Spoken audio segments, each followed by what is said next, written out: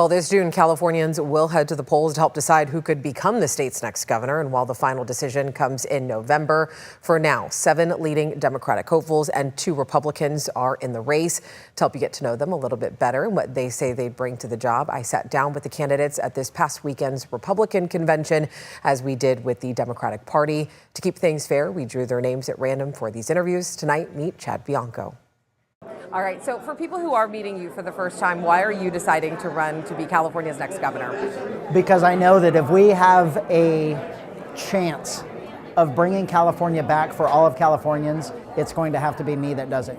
I have a lifetime, my entire adulthood has been making everyone else's life around me better, sacrificing myself at times to make everyone else's life better outside of politics. And I'm taking that same mentality into Sacramento. I think that's what we have been missing. That's what Californians are starving for, is a leader with integrity, with leadership ability, with honesty, to be honest with Californians, but more importantly, to represent everyone.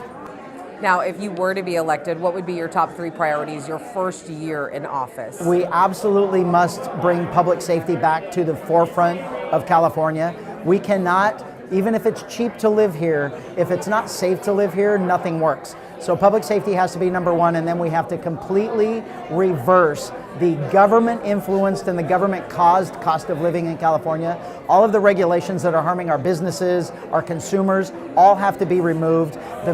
Our oil industry, we have to be oil independent in our state. We have to be building independent, build homes that we can afford to buy, and it's all through the regulatory process. Regulations have to be removed for the cost of living. Our education system has to be fixed and remodeled.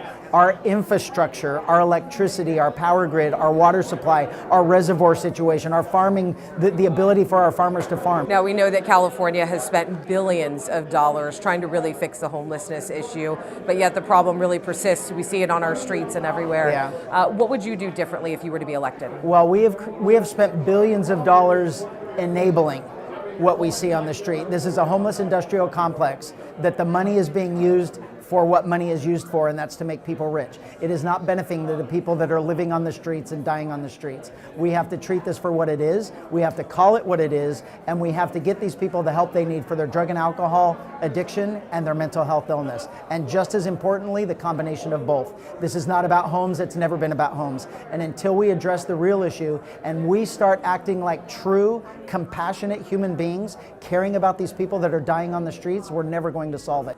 And I do want to talk about criminal justice reform. Do you think California has gone too far, not far enough, or struck the right balance when it comes to criminal justice reform? Well, the entire state knows we have gone way too far.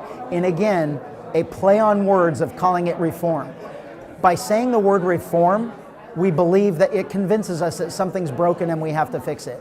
But the reality of California's criminal justice reform is an absolute sick and twisted love affair with criminals.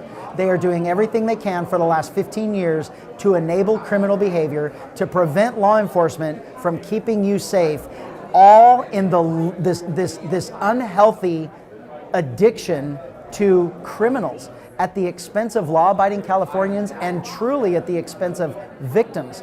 And we have to start being honest with what we are doing. We have to hold people accountable for victimizing us. If you're going to victimize us, you're going to suffer the consequences of what people suffer in a civilized society, and that is jail time.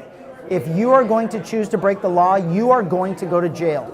If you get out and break the law again, you're going to jail for longer. And we are going to keep these candidate profiles going at 6:30, giving you a closer look at the top 2 Republicans in the race. Tomorrow, I sit down with Steve Hilton, and I also sat down with the Democratic candidates. If you do want to see what those 7 candidates had to say, make sure you head over to our ABC 10 streaming app right now.